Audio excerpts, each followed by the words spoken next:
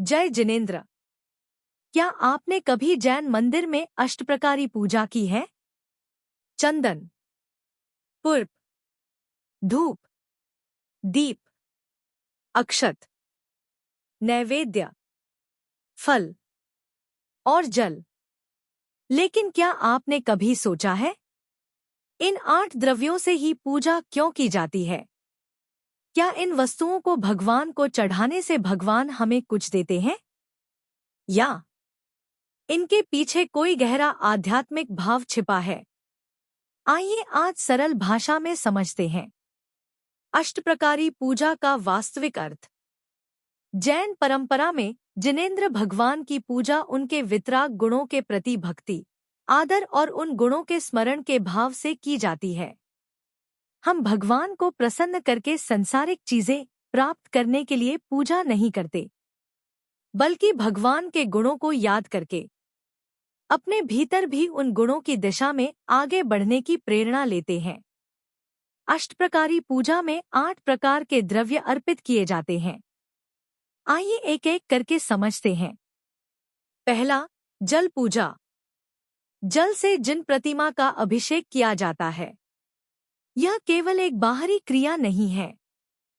जब हम भगवान के अभिषेक का भाव करते हैं, तो हमारे भीतर भी निर्मलता और पवित्रता की भावना जागनी चाहिए। अर्थात जैसे हम बाहरी रूप से शुद्धता की ओर ध्यान देते हैं, वैसे ही हमें अपने विचारों और व्यवहार की शुद्धता की ओर भी देखना चाहिए। दूसरा, चंदन पूजा। चंदन शीतल होता है। चंदन पूजा करते समय हमें अपने भीतर भी शीतलता का स्मरण करना चाहिए। क्रोध के समय क्या हम शांत रह सकते हैं? किसी ने हमें कुछ कह दिया, तो क्या हम तुरंत प्रतिक्रिया देने के बजाय संयम रख सकते हैं? भगवान की वितरागता हमें यही दिशा दिखाती है। तीसरा, पुष्प पूजा। फूल सुंदर होते हैं, लेकिन उनका जीवन बहुत छोटा होता है। पुष्प अर्पित करते समय हमें संसार की अनित्यता और बाहरी सुंदरता के प्रति आसक्ति पर विचार करने की प्रेरणा मिल सकती है।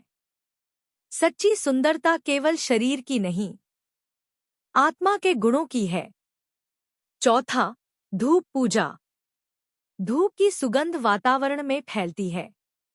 धूप पूजा के समय हमें अपने जीवन के आचरण पर विचार करना चाहिए। हमारे विचार, हमारी वाणी, हमारा व्यवहार क्या हमारे आसपास के लोगों के लिए शांति और सद्भावना फैलाते हैं, या हम अपने साथ क्रोध और तनाव लेकर चलते हैं? पांचवां, दीपक पूजा। दीपक अंधकार को दूर करता है, और इसी भाव से हम अपने भीतर के अज्ञान के अंधकार को पहचानने की प्रेरणा ले सकते हैं। जैन दर्शन में ज्ञान का बहुत महत्वपूर्ण स्थान है। इसलिए दीपक को देखते हुए हम अपने भीतर ज्ञान और जागरूकता की दिशा में बढ़ने का संकल्प ले सकते हैं। छठा, अक्षत पूजा। अक्षत यानी चावल। अक्षत का अर्थ है जो टूटे या नष्ट न हो। पूजा में अक्षत अर्पित करते समय हमारी भावना केवल बाहरी द्रव्य तक सीमित नहीं होनी चाहिए। हमें अपने जीवन के उस लक्ष्य को याद करना चाहिए जो स्थायी है, जो संसार की क्षणिक वस्तुओं से ऊपर है। सातवां, नैवेद्य पूजा। नैवेद्य अर्पित करते समय हमें अपनी आसक्ति और इंद्रिय विषयों पर विचार करने की प्रेरणा मिलती है। भोजन हमारे जीवन के लिए आवश्यक है, लेकिन क्या हमारी इच्छाएं हमारे नियंत्रण में हैं, या हम इच्छाओं के नियंत्रण में हैं? यही आत्मचिंतन पूजा को केवल एक क्रिया से एक साधना की दिशा में ले जाता है। आठवां, फल पूजा। फल हमारे सामने परिणाम की याद दिलाता है। हम जैसा कर्म करते हैं, वैसा ही उसका परिणाम प्राप्त होता है। इसलिए फल अर्पित करते समय हमें अपने कर्मों और उनके परिणामों के बारे में विचार करना चाहिए। हम अपने जीवन में आज जो बो रहे हैं, क्या कल वही फल पाना चाहते हैं? यही अष्टप्रकारी पूजा का सुंदर संदेश है। लेकिन यहाँ एक बात बहुत महत्वपूर्ण है। अष्टप्रकारी पूजा का उद्देश्य केवल 8 वस्तुएं भगवान के सामने रख देना नहीं है। अगर हाथ पूजा कर रहे हैं लेकिन मन में क्रोध है, अगर हम दीपक जला रहे हैं लेकिन भीतर अज्ञान और अहंकार को बढ़ा रहे हैं, अगर हम फल चढ़ा रहे हैं लेकिन अपने कर्मों के बारे में सोच ही नहीं रहे, तो हमें पूजा के बाहरी रूप के साथ उसके भाव को भी समझना चाहिए। क्योंकि जिनेंद्र भगवान को हमारे द्रव्य की आवश्यकता नहीं है। हमारी पूजा हमारे अपने आत्मकल्याण की दिशा है।